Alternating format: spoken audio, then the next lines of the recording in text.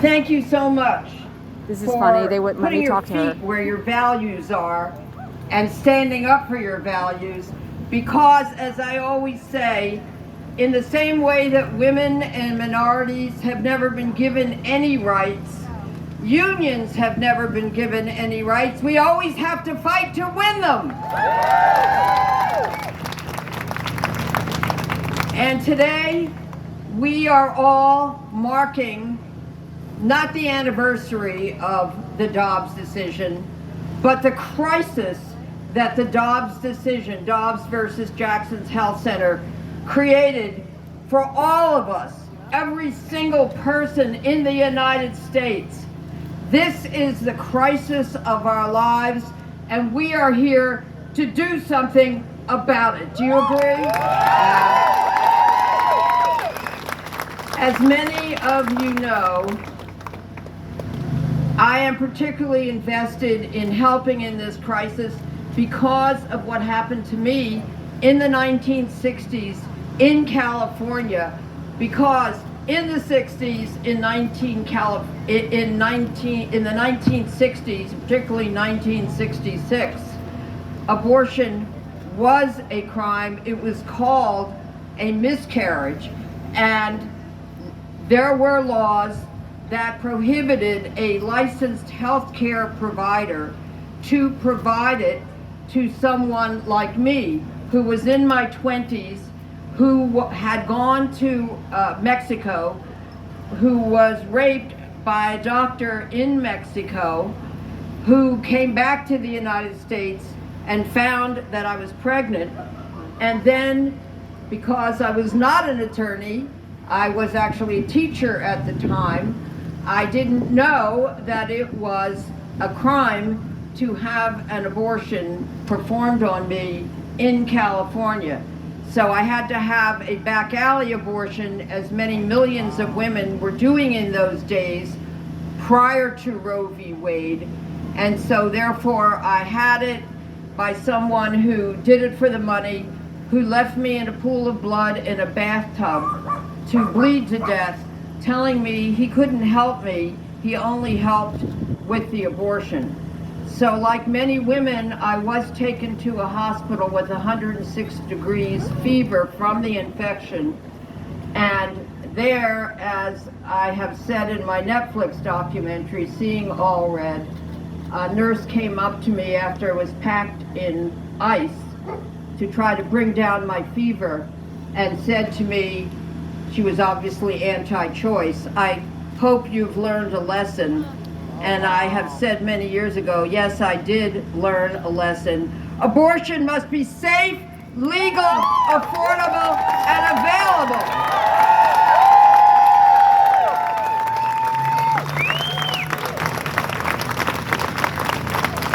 And as I've also said in my article for Variety that was published last year, it took many years for me to learn that the law which made abortion a crime was in the main made by human beings who did not have wombs and would never be pregnant. And for some reason, these wombless humans thought that I and other wombs lost the right to decide if we wanted to remain pregnant or not.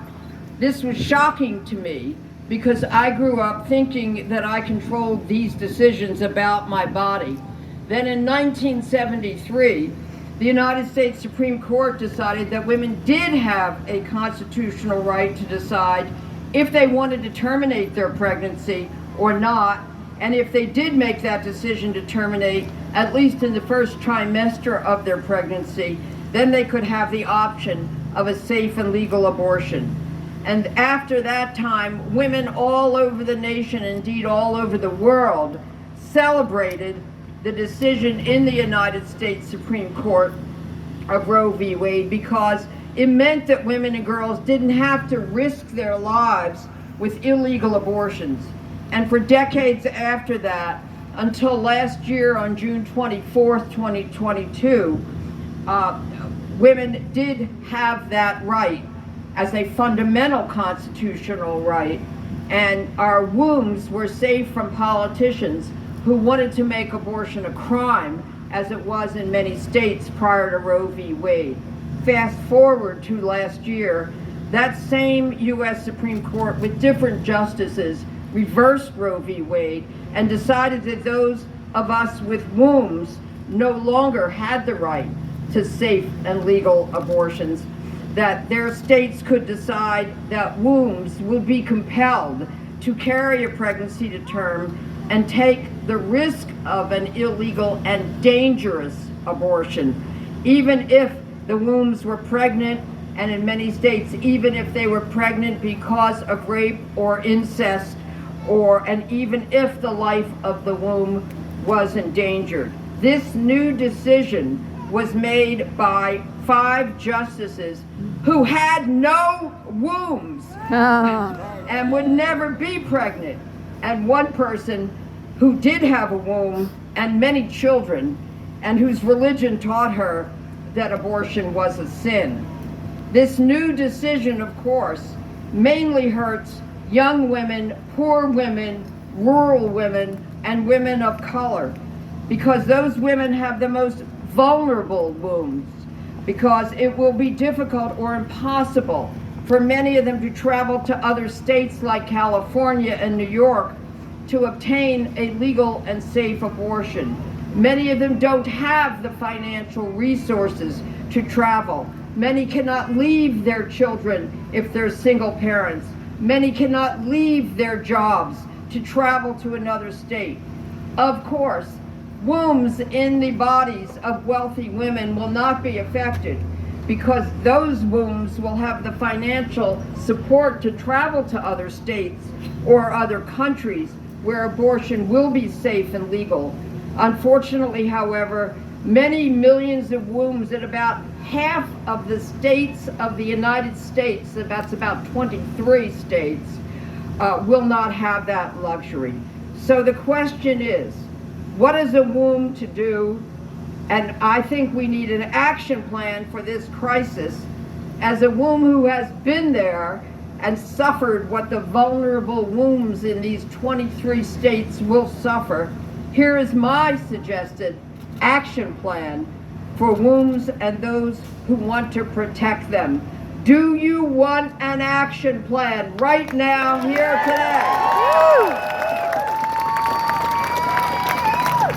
First, we must do what Mother Jones once suggested, and which you are doing through your unions. Don't agonize, organize.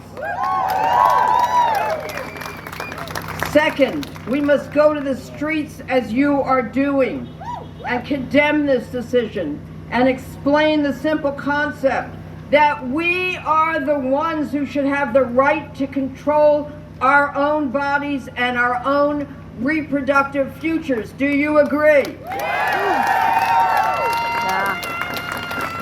Next, we must remember in November, in every state, we must elect pro-choice state and federal candidates and vote out the mandatory motherhood crowd. Do you agree?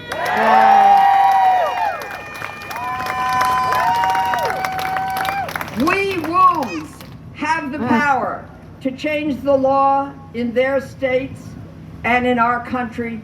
We did it in California. That's right. And wombs can do it in other states as well, once they understand their own power to accomplish that.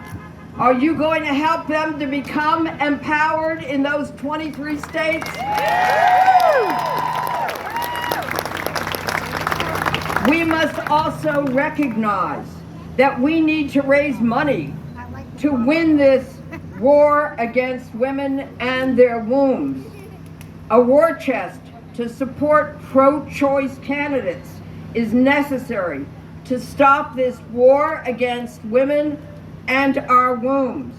And while this war is pending, we also need to support Planned Parenthood and other organizations who are helping women. Do you agree? Yes. Because Planned Parenthood and almost everybody here recognizes that most pregnancies are not planned. They're the results of accidents or are caused by a crime against the woman or girl and her womb. And we need to understand that women and our wombs have never been given any rights. We've always had to fight to win them and preserve them, and that's what we are committed to doing.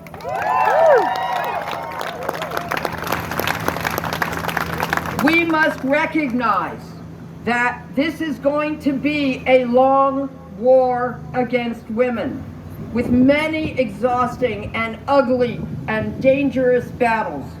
It's not for the faint of heart. Politics is a blood sport. It can be brutal because it is played by those who want to gain or maintain their power at our expense.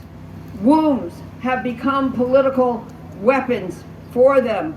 But I can tell you, Lindsey Graham, we wombs are going to fight back.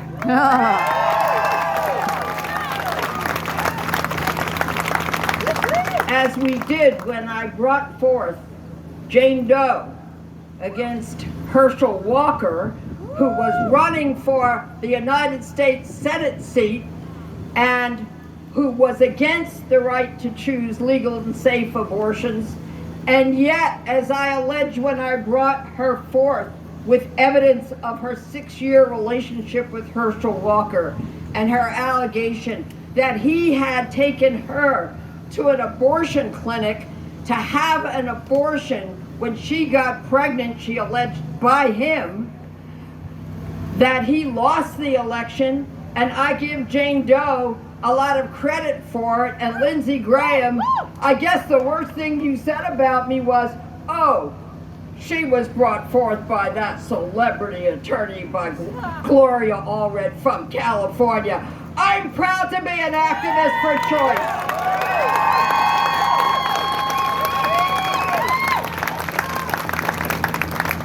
And Lindsey Graham, this war is not over yet.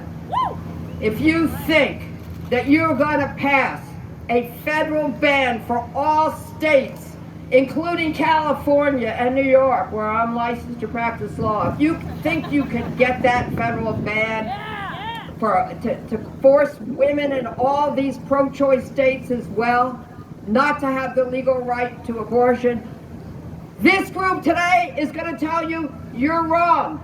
Is he wrong? You're wrong. You're wrong. You're wrong. You're wrong. You're wrong. That's never going to happen on our watch, and we are going to be ever vigilant. And by the way, Lindsey Graham, I noticed that you don't have any children. We'll address that at another time. So we know that bans on abortion are often supported by politicians who want to punish our wombs and deny pregnant women a choice. We need more of you. We need more wombs to run for office and kick those out of office who want to control women and endanger our lives. Do you agree? Yes.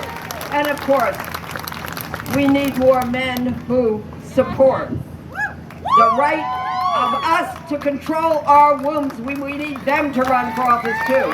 You agree?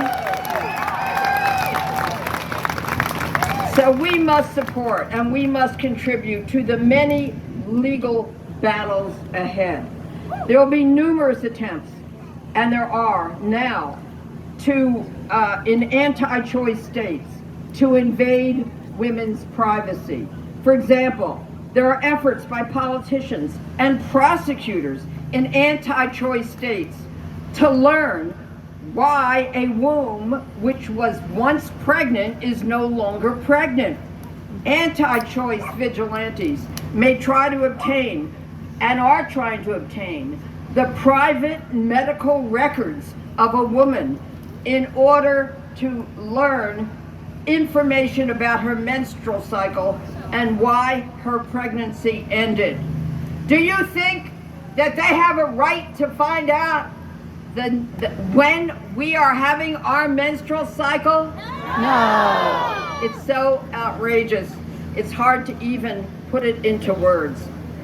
Legal battles are going to need to be fought and are being fought in order to enforce HIPAA laws and protect women's wombs.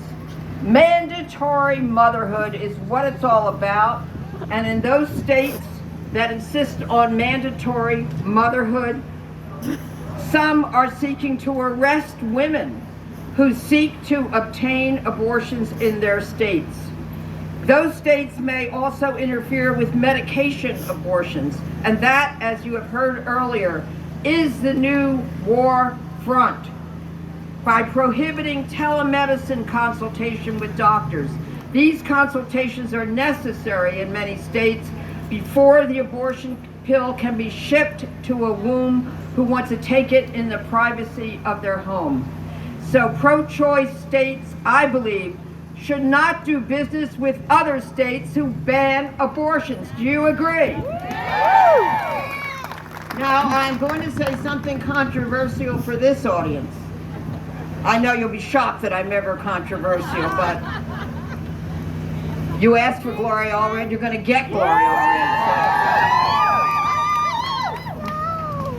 I know that your guilds have done everything possible to develop safety protocols when you work in the mandatory motherhood states, the 23 states, so that you will be safe when you work there if you are pregnant, whether you want an abortion or not, and they're doing everything they can. But I have to tell you that I do think that SAG, AFTRA, Directors Guild, Producers Guild, Writers Guild, the technical and craft guilds should not participate in making films in states that ban abortion. Yeah.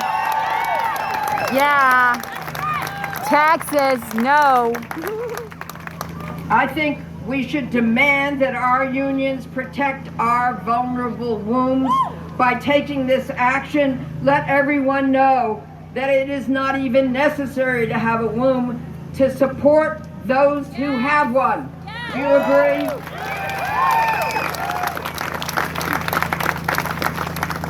So always remember all of the women who died, or will die, or will be maimed from illegal and unsafe abortions, and pledge to do what Mother Jones urged us to do.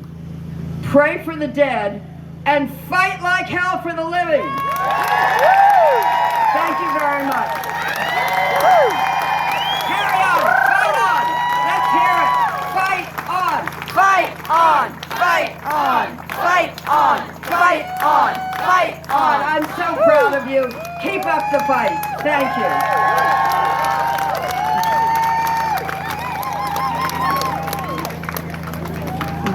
That was a word. That was a word. Thank you so much, Gloria. Thank you so much. All right. Well, that concludes our event tonight. Today. Although we're still picketing till 1 p.m.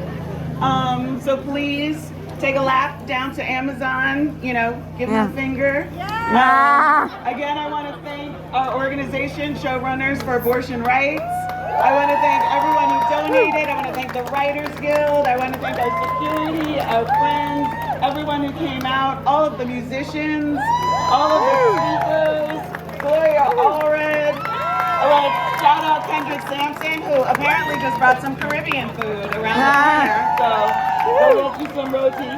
And thank you all for coming. This was a wonderful event. Fight on. Thank you. You can play some music.